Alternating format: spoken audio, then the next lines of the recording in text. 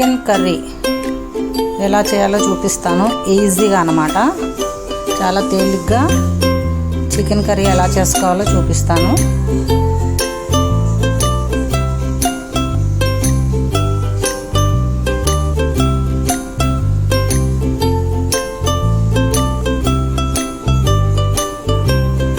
ఇప్పుడు ఒక గిన్నెలో ఆయిల్ పోసుకొని ఆనియన్స్, పచ్చిమిరపకాయలు వేసుకోవాలి.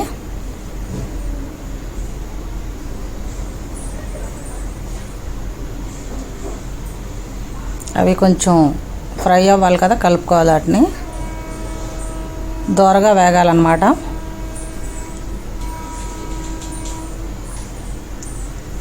అల్లం వెల్లిపాయ పేస్ట్ వేయాలి. ఇప్పుడు అది కూడా పచ్చివాసన పోయేలాగా వేపుకోవాలి. అల్లం వెల్లిపాయ పేస్ట్ని ఇలా కలుపుకుంటా వేపుకోవాలి. ఇప్పుడు చికెన్ వేసేసుకుందాం. ఇందులో శుభ్రంగా కడిగి పెట్టుకున్న చికెను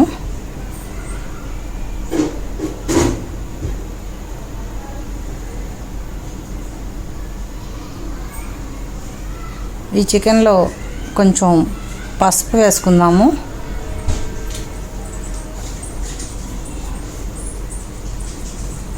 కారం తగినంత,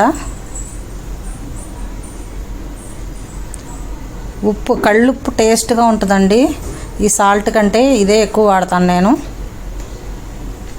ఇవన్నీ ఒకసారి కలుపుకోవాలి. ఉప్పు కారం అన్నీ పట్టేలాగా కలుపుకొని మూత పెట్టుకోవాలి.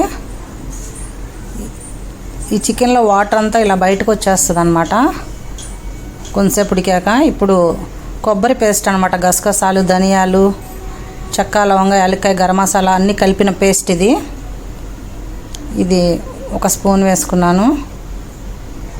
నేను విడిగా గరం మసాలా వేయట్లేదు, ఈ కొబ్బరిలో వేసుకొని నేనంతా మిక్సీ పట్టుకున్నాను. కొంచెం ఉడుకుతుండగా కొత్తిమీర వేసుకోవాలి. నేను కొత్తిమీర కూడా కొంచెం ఎక్కువ వాడతానండి, బాగుంటుంది కొత్తిమీర. ఇప్పుడు ఒక గ్లాస్ వాటర్ వేసుకుంటున్నాను ఇందులో.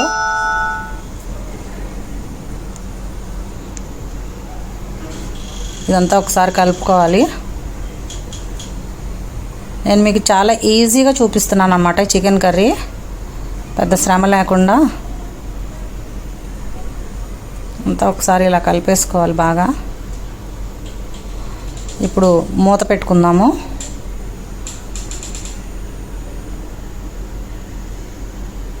ఉడికిందేమో ఒకసారి చూద్దాం. ఇదిగోండి, కర్రీ ఇలా ఉడుకుతుంది. ఒకసారి మళ్ళీ దీన్ని కలుపుకోవాలి.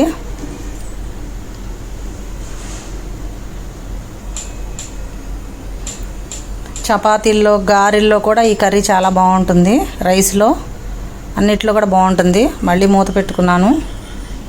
ఇదిగోండి, కొంచెం దగ్గర పడింది, కూర కొంచెం ఎగిరింది. ఇంకొక 2 నిమిషాలు అయితే కూర అయిపోతుంది. ఇదిగోండి, కూర రెడీ అయిపోయింది. మీకు ఎంత గ్రేవీ కావాలో అంత గ్రేవీ ఉంచుకొని స్టవ్ కట్టేసుకోవచ్చు. ఇదిగోండి, నాకైతే ఇలా సరిపోతుంది. ఇప్పుడు నేను సర్వింగ్ బౌల్లోకి తీసుకుంటాను.